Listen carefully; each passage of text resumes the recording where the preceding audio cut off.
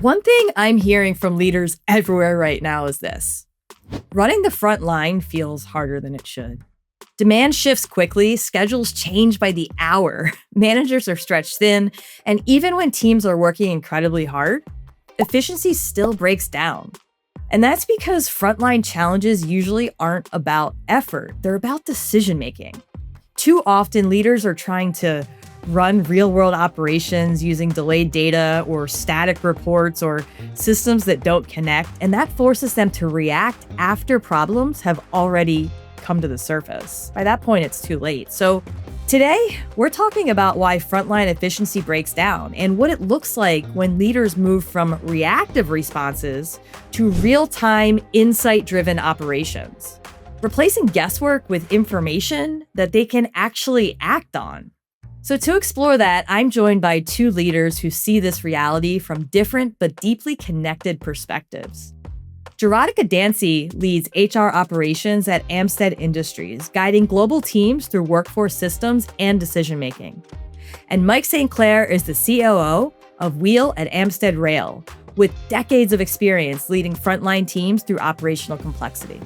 Together, we'll unpack how efficiency challenges show up on the floor, which insights matter most, and how leaders can turn data into action that frontline teams can see and, more importantly, that they can feel.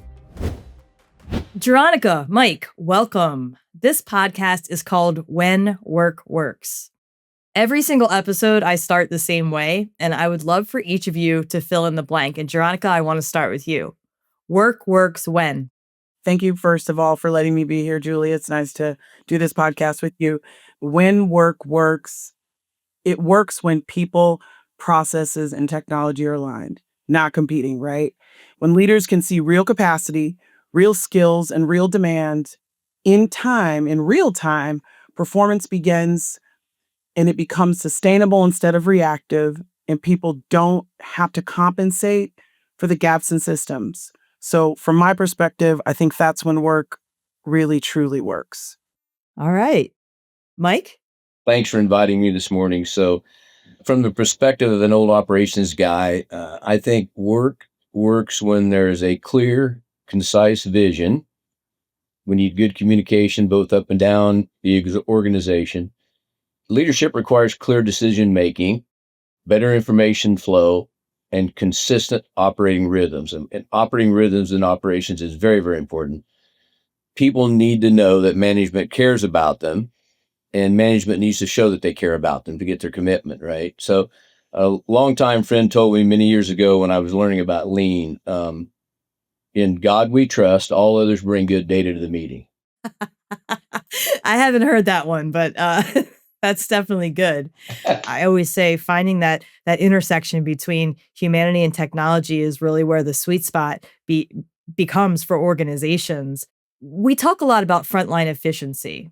And one of the things that I think we don't talk enough about is how does it break down? We can recognize that efficiency may not be there, but how does it get there? How does it get to a point when you see it breaking down most often? Why do those issues persist? There's always a moment in every operation, every project, when pushing harder no longer helps, right? And that's really the moment that leadership, not effort, becomes a constraint. So I think frontline efficiency breaks down when effort increases faster than visibility. Early on, I think teams can work harder. They can work extra hours with more urgency, more problem solving, and they'll see some results, right? But there is that tipping point where the operation becomes reactive and more effort just causes more motion. In fact, sometimes less output. Leaders end up chasing yesterday's problems because they're relying on lagging indicators instead of early signals. So Jaronika, I mean, from the HR and system side, how do those breakdowns show up in things like data and processes and workforce outcomes from your standpoint? I think when you think about efficiency, we're really focused on the production element. And the cool thing about not only the role that I'm in is I get to see the whole piece of the pie, right? I get to see it from every lens. You're seeing it from working with partners such as Mike, or be it customer service or some other area of the business. But most importantly, we see the people first. what I believe in, which is people, processes, and technology. People is always first. It becomes patterns before it becomes shows up in production metrics, right? We start to see a reduction in engagement. We start to see overtime, trending upwards. We may see an increase in schedule inefficiencies or volatility in that area. We also may see absenteeism increase. And then you see leaders challenged with how they lead people. That's the biggest element. People don't leave companies, they leave leaders. It's the age-old thing. We will work hard for the people that we believe in, we trust, and we value because of the relationship. So if you start to look at all those various elements that are compiled into the employee's work environment, you'll see it in the patterns before it shows up in production metrics. But you have to be willing to open your eyes, realize that maybe you as a leader have some opportunity to do better, lead differently, think differently, and not be focused on the production metric that is what most businesses are after. Like, how do we make more money? How do we churn more widgets faster? How do we have more hours in the workplace? All of those things that really take us back out of really being good leaders, right? So then that actually is a trickling effect for all of those inefficiencies and those breakdowns, right? It doesn't really tell me that people aren't performing. It also tells me that maybe leaders don't have the right insight, right? Maybe we're not getting the right information to them. But then also, if I'm being honest, there's a leader that I really value and he's not at Amsted. Mike is one of my favorite and he knows this. It's not a secret. That's why we're here together. But I really value other leaders that I listen to. And one talks about the sparkling minibus. It's the Trek Bicycle CEO. And he really talks highly about that. And you could choose to be the best leader, or you could choose to be not the best leader. But those choices are going to yield different results. And most importantly, they're probably going to show up on the front line. So we've got to really think about what type of leader we want to be and how we want to shift so that we reduce that efficiency breakdown within the operations side of the business. Yeah, I've heard of The Energy Bus. That's a book by, I believe his name is John Gordon.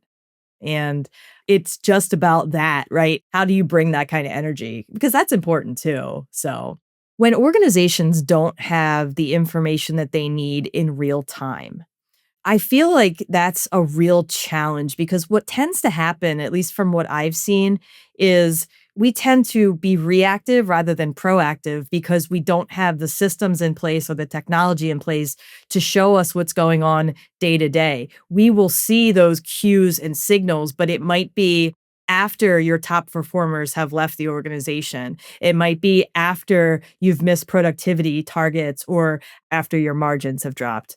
I'm curious to know your thoughts on that regarding the real-time aspect of data.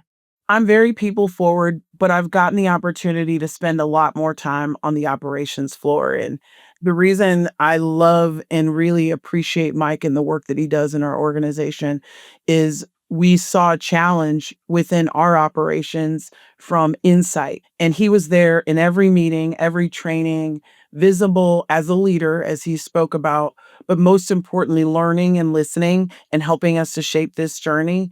It's very hard to change. Change management is the hardest piece of implementation, period. People get comfortable with the way that they've done things. It's very difficult for them to adapt to new processes, new policies. It's always so hard and the system's broken and it doesn't work because they're uncomfortable. Then they're trying to figure out how do you adjust coverage mid-shift, right? How do you move people between lines? How do you extend the hours unexpectedly? And then within our organization, the way we're structured, union, non-union, there's so many varying ways of doing that, right? And there's different perspectives on how you do that and how you do it well. And it doesn't make one right or wrong, but you absolutely see the impacts because then we're having these sidebar conversations or meetings about how do we get things back on track? Why is our overtime so high? Why did our absenteeism increase?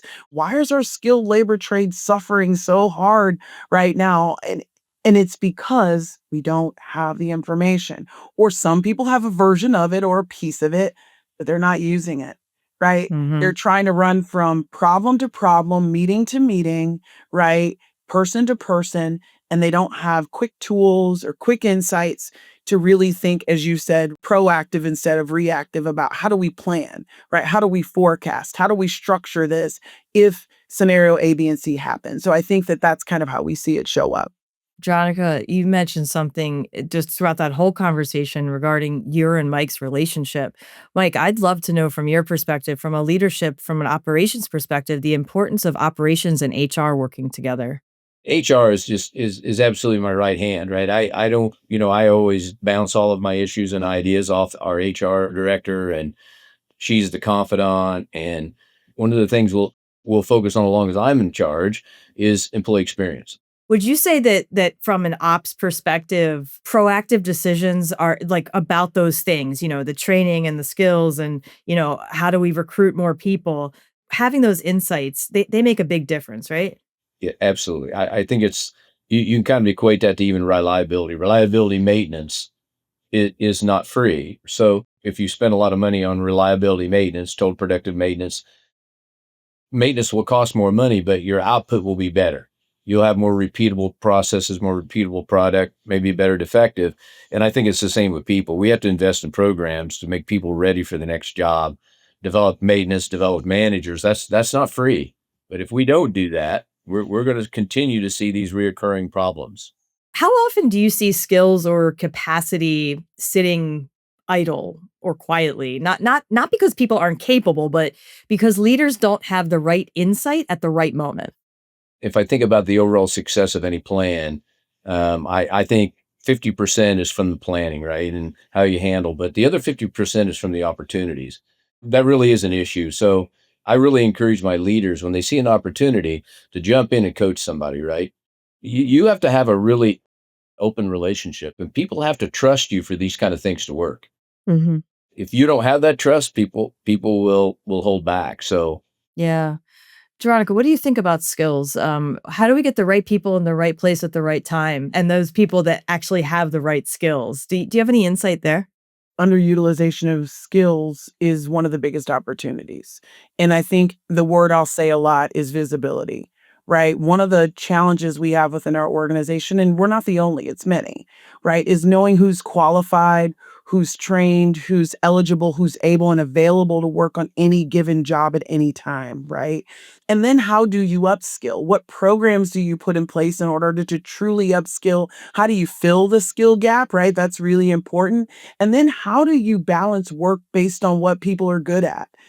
We tend to throw people into roles because they were hired into a role, right? You were hired to do X, Y, and Z, so you're going to do X, Y, and Z. But where is the playbook or the test or the quantifier that says, hey, maybe this person is better served in this position? They don't know it.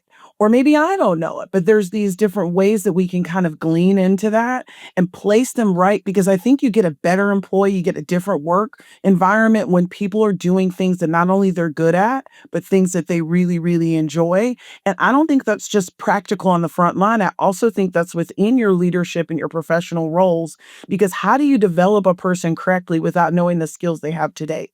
Like we assume that the resume they have is what they learned when they're here. We forget after they've been there a year or 2 years that they came with probably some skills before they made it to our organization. It definitely is one of the biggest barriers that organizations is being able to track it, understand what they are so that you can figure out how to develop, upskill, fill the gap, or even give opportunities to stretch those skills a bit and right, challenge them to think a little bit differently about what they're good at. One of the things that I always say is, you may have within your organization a group of employees that could fill open roles that you have that you've been struggling to fill. And part of the challenge there is that it's not about the conversations we are having with people, it's about the ones that we're not having.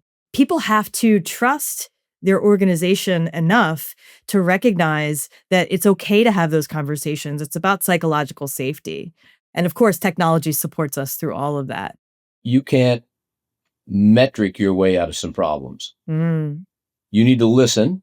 And if you listen, your people will talk to you and your process will talk to you. So I do more listening than talking. And something that my dear dad told me many, many years ago, you can be the smartest guy in the room. You don't need to tell everybody you're the smartest guy in the room. Engaging is a lot of work. I tell you what, when I'm in meetings and trying to lead the team, I mean, at the end of the day, I'm very tired because this is going to sound crazy. I may not be focused on the problem as much as I am focused on pulling the people through and getting their solutions and having them work through the problem. I want to pause here for a moment and reflect on something that's coming up in this conversation. And this is what we call the reflection point, where I step back and connect what we're talking about to what I've seen firsthand. And what's standing out besides Mike and Jaronika being an absolute powerhouse duo is the focus on trust. And more importantly, the earlier conversation about psychological safety. See, none of this works if people don't feel safe. And if people don't feel safe at work, they're not going to tell you the truth. You can give surveys all day, but people aren't going to tell you what they're really thinking. They're going to tell you what they think you want to hear. One of the ways that we can overcome this is, one, by having an open door policy ourselves, no matter where you are in the leadership realm. And being approachable, what that looks like, you're hearing that and seeing that in real time in this conversation. Because Mike and Jaronika, they have a great open door relationship. So much so that it's even on Mike's door. All right, now back to the conversation.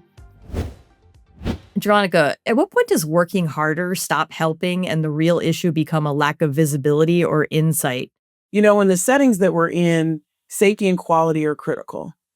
And I think we forget that sometimes. We think about that as we think about the different TRIRs and the DART rates and all that. But what about just burnout, right? When you're constantly reacting and employees are repeatedly trying to cover gaps, the effort's already high, right? They're doing their job. There's a lot there, but it's not helping them when they can't leave work at a decent time to go to their kids because they're filling gaps, right? And it's not their fault per se, right? It's not even the business's fault per se, right? It goes back to the absenteeism and the overtime, but it shows up in different ways. I think that the signal is the system needs better insight, right? We've got to think, how do we get the information to them? How do you spot the cues? You have to almost be a therapist when you're a leader. The reality is you are managing the whole entire person. People are people. We're like little kids, but in grown-up bodies who make money. And we still feel the same way when we come to work. You want to be, hey, great job. But also, no, it's okay. We're going to take the gap because we understand that if I work you this way, number one, I could also churn out some not only safety incidents, but you think about your benefits. You think about your short-term disability claims. You think about your long-term you start looking at the whole piece of the puzzle. You think about your underperforming leaders. You think about someone who has a team that's underperforming, not just from a production metric, but you look at their leadership meets, exceeds performance goals, right? Or even developmental goals. There's some connective tissue into that when you start to pull all of those data points together and then you start to look at the person and how they show up to work. And we're just piling more. I absolutely think that that's when it stops helping. When we're not looking at the whole piece, we're not looking at the whole person, and we're not asking ourselves, where can we give? Truly, I mean, people are an organization's most expensive and most important asset, right? When organizations decide, okay, it's time to remove the guesswork, what are the first insights leaders should focus on? And why would you say those are the ones they should focus on first? I think Mike said it already. Ask questions and listen. You don't know what you don't know, right? So what are you doing? You're just going to make assumptions based off of what you think you know. So you've got to do a little bit of investigative work and go figure out what the real problems are. And don't just ask your closest allies, the people you trust. Ask the people that you're challenged with.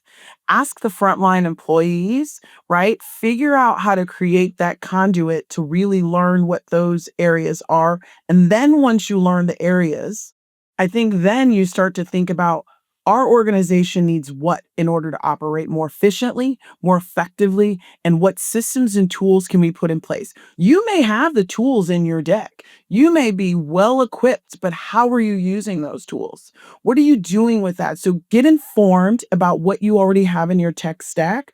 Understand what's at your fingertips. And if you don't have the right things at your fingertips, be very, very, very smart about who your next partner is.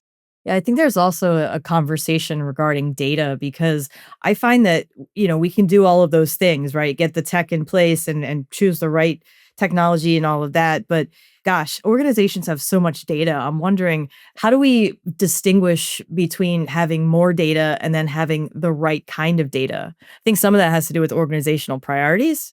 I am not a fan of throwing data at the ceiling like spaghetti when you're trying to learn how to cook noodles, right? I'm a believer in what's the most impactful and what's the right insight. I even challenge my team, and they're all kind of dotted line to some degree to me to say, well, why did you send that? What story are you trying to tell? What problem? So, many, many years ago when I came up as kind of like a little analyst and data was kind of my friend, that's what you did. You always had to ask the question, what business problem are you helping them to solve?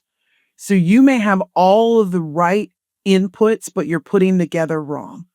It's like a puzzle. If you take all the puzzle pieces and you just put them anywhere, you don't see the picture, right? But it's how you put the data together that shows you the right picture.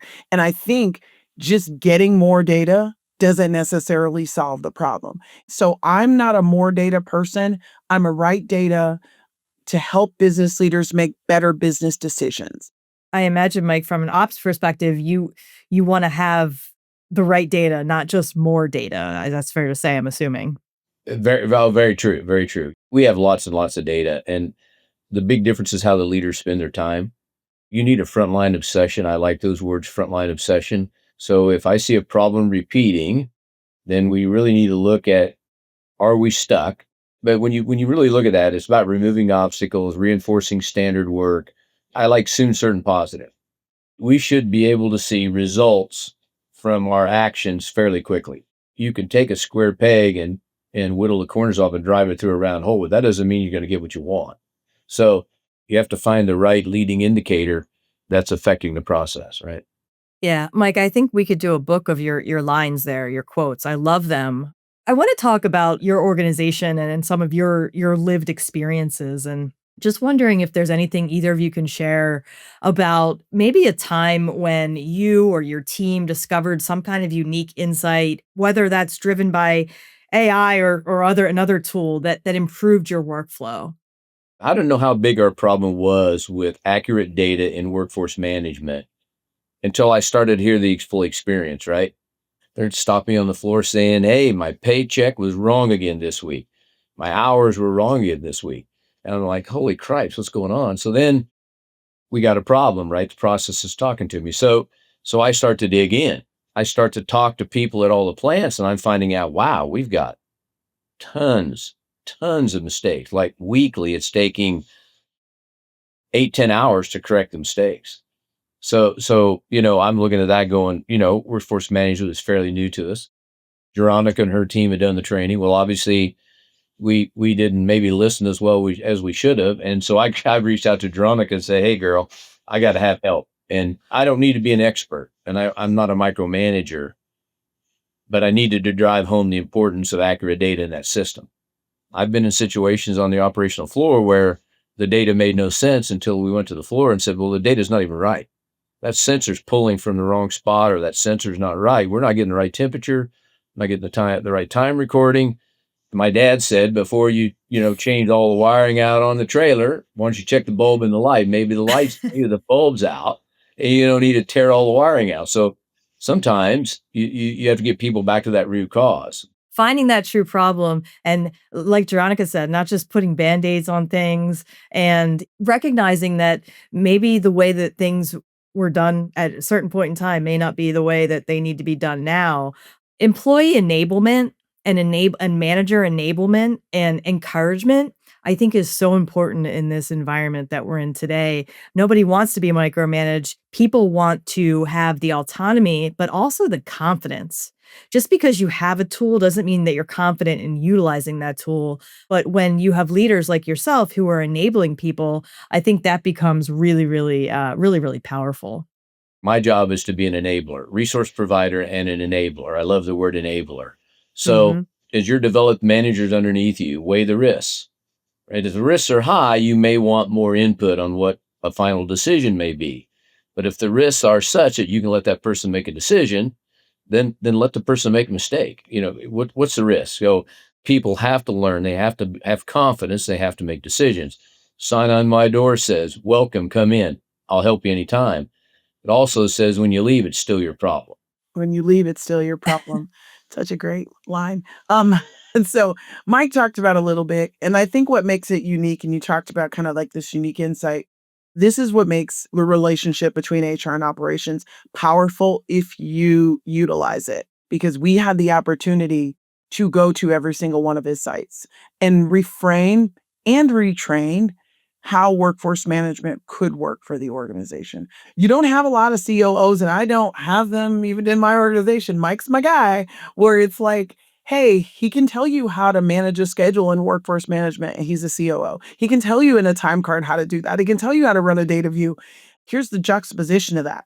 If I see a problem, or my team sees a problem, or we see more payroll problems, or whatever that looks like, before it makes it to Mike's desk, it's my team's job to know that we have a COO that's bought in, that values what's most important, which are our people, and wants his leaders to be enabled, as he stated.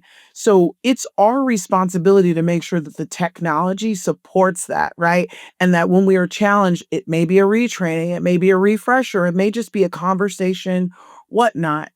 But I know that even if you flip it on the other side, if I've got something, I can go, I need your help here. I need your backing. I need you to come with me because we've got this challenge. I see this spike in your data. I see an absenteeism that's increased over time, or manipulation of time cards, whatever that is.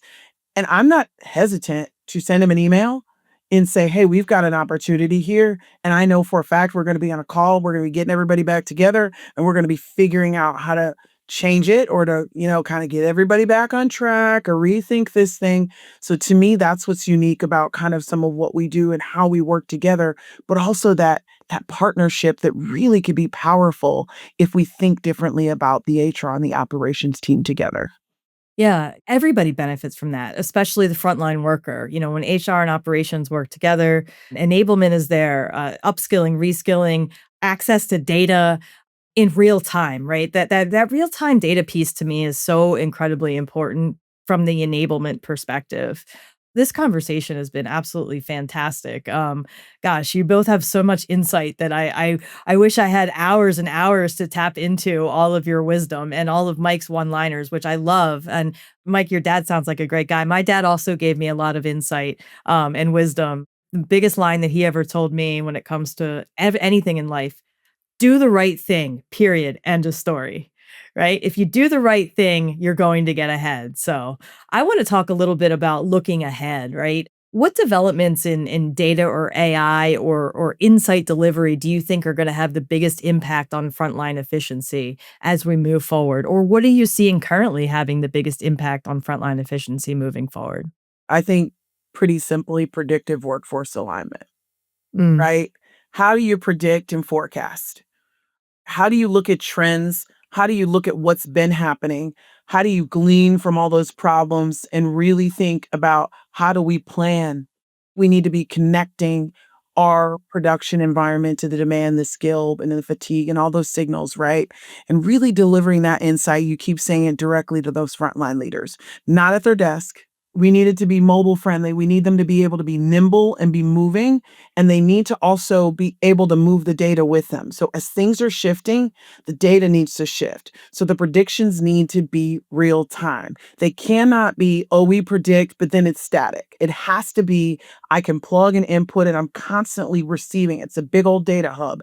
That's what AI is cool for. You have that ability to let that engine work for you while you're still making decisions, you're still moving the business along. The goal is not to replace the judgment. We want to strengthen the judgment that our leaders have. We want them to have the tools and the insight right there. So as the business shifts, orders change, things happen in our environment, in our government, right? We can be as nimble, as quick as possible in order to make the right decisions. So for me, I felt Mike would have something cooler to say. So we'll let Mike kind of wrap that one up. You said a lot of great things there. AI is so new, and I look at all the money that's being invested in AI today, and you look at the markets and you look at the manufacturing stocks, and you compare that to the tech stocks and what's happening in AI, all of the data centers that are being built. But I see so many people fail AI. We're dipping our toe in AI right now, and I think, to Jeronika's point, how do we use that? How do we get that operating correctly?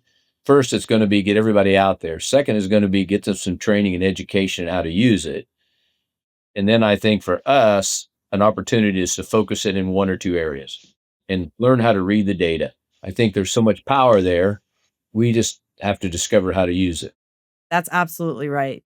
When it comes to AI, there's so much power, there's so much insight that it can give us with all the data and all the efficiency and all of the buzzwords that you want to say.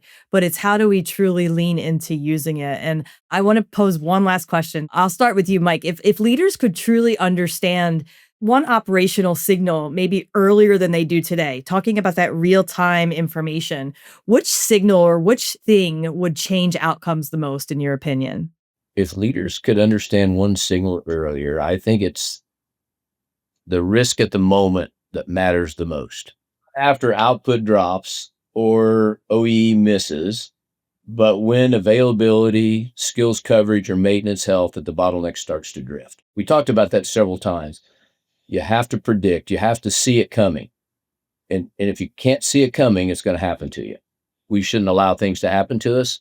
We should work to control our destiny as much as we can. And I think that's where you catch that signal early. Love it. Jaronika, you got the last word.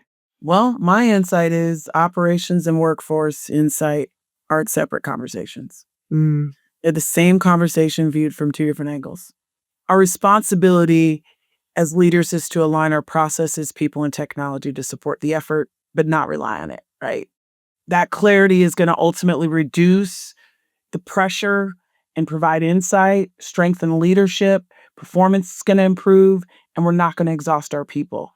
As you go back to the beginning of that, you say when work works, that's when it really works. When we've kind of pulled that all apart and then we put it back together in the right way. And that's the mic drop. Thank you both so much for your insights. This was a fantastic conversation. Thank you. Thank you. Thanks, Julie.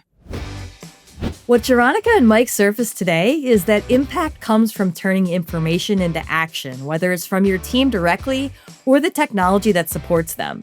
Because insights that go unactioned are insights lost, and there's a real cost to standing still.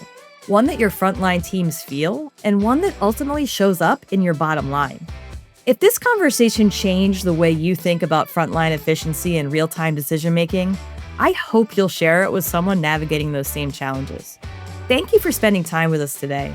Be sure to follow When Work Works, leave us a rating or review, and join us next time as we continue exploring what it really takes to make work work.